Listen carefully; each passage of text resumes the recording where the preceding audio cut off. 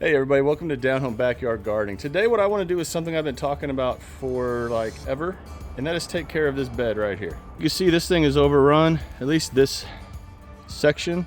We got mint everywhere, which I cannot stand, beans popping up that I don't want, so we need to go ahead and take care of this section. I'm going to show you all exactly what I'm going to do and why planting any kind of mint in your garden is bad.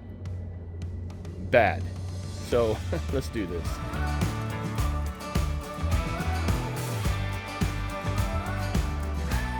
Okay, so right off the bat, this side of the garden needs to be totally redone.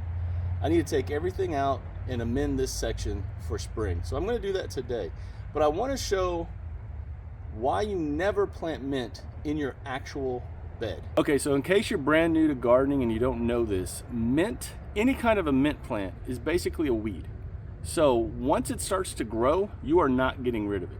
It is just prolific in the way it spreads. And I didn't know that when I started this garden a couple years back. So I planted mint thinking, hey, I'm gonna have a lot of mint, yada yada. Well, I have too much mint. It is absolutely overtaking everything. And to be honest, there's nothing you can do about it. You just have to try to manage it as best you can. So let me show you right now just how much this stuff grows. Okay, so I first planted a little tiny mint plant right here in this corner, right here in this corner, and right over in here in this area. And if I back up just a little bit, you can see all the mint spreading into the garden itself. All down these blocks right here, you can see mint popping up right there, mint going all the way back through in here, spreading just everywhere. And look at this, it has actually grown under the cinder blocks and up on the outside of the bed. Now you might be wondering, Chad, what's the big deal? There's really not a big deal, to be completely honest, if you don't care.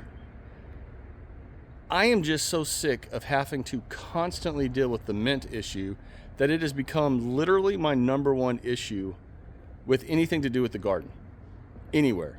This plant just irritates the living snot out of me. But if you love mint and you use a lot of mint, then by all means do something like this, because you're gonna have tons of it and it will always be here. I have cut this stuff down to the root just a few months ago, and you can see it's back. This stuff has survived 2 of the worst freezes in recent history here in Texas over the last couple years. It just comes back and comes back and comes back. So again, I cannot beat this dead horse enough. Do not plant mint in your actual gardens unless you really want to have it forever. My advice, put it in a container. Keep the container on concrete. That way it never gets to your yard or anything like that, and then you don't have to worry about it. I'm going to show you right now just how crazy this stuff grows, because it sends out runners like you won't believe. Okay, as you can see right here, it all starts over here and it's running all the way over here, and this is just one big runner.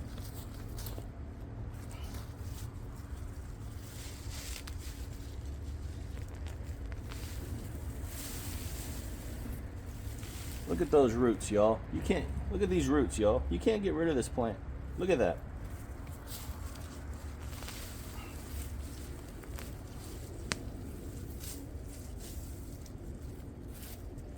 Now look at that right there. It was all the way over here running under the ground to this right here.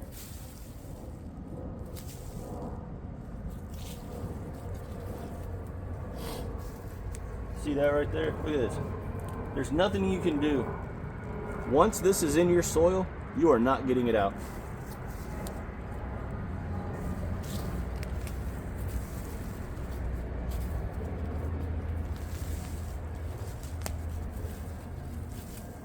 Look at that.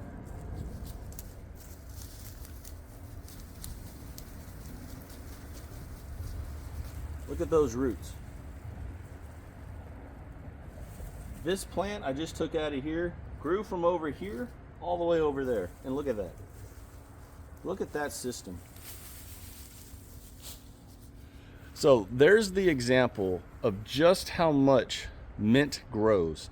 Now, I will say this, one good thing about this plant is it doesn't send down deep roots. The runners are really close to the surface. If you have good soil that you can just reach in and grab a hold like I did, you can yank them right out. The only problem is again, you are not getting rid of this plant. As you can see right here, I'm taking care of the rest of the bed of the mint. Then I'm gonna get back to this side of the garden. All the mint for the most part is out of this side of the garden. So now I'm gonna focus on these beans that are growing.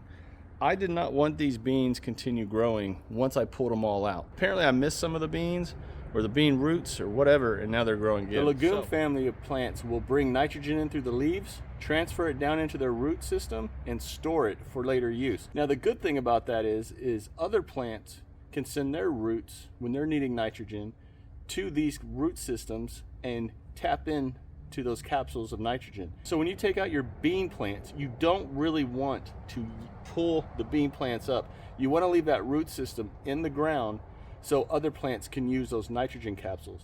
And by doing that, you are helping your soil. That's called nitrogen fixation, when you leave the root system with those nitrogen capsules in the soil. Normally I won't do this, but I'm going to show y'all what I'm talking about.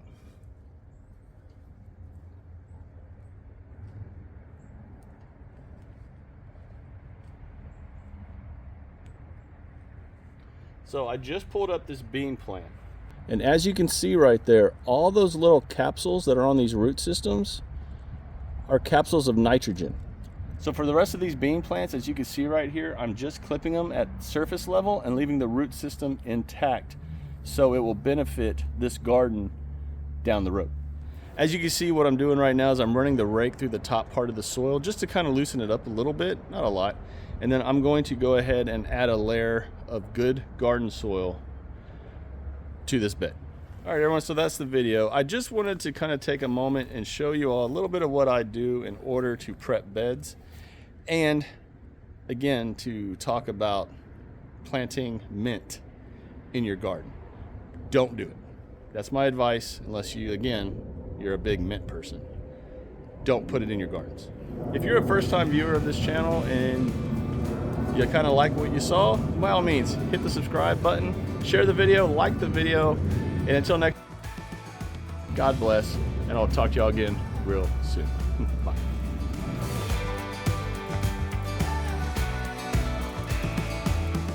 One thing I forgot to say, do not compost your mint. Unless your compost bin gets to really hot temperatures, I would highly suggest you do not compost your mint. If you do and you use it, these roots, if you do and you use that compost and these roots are not dead, you are spreading mint all through your garden.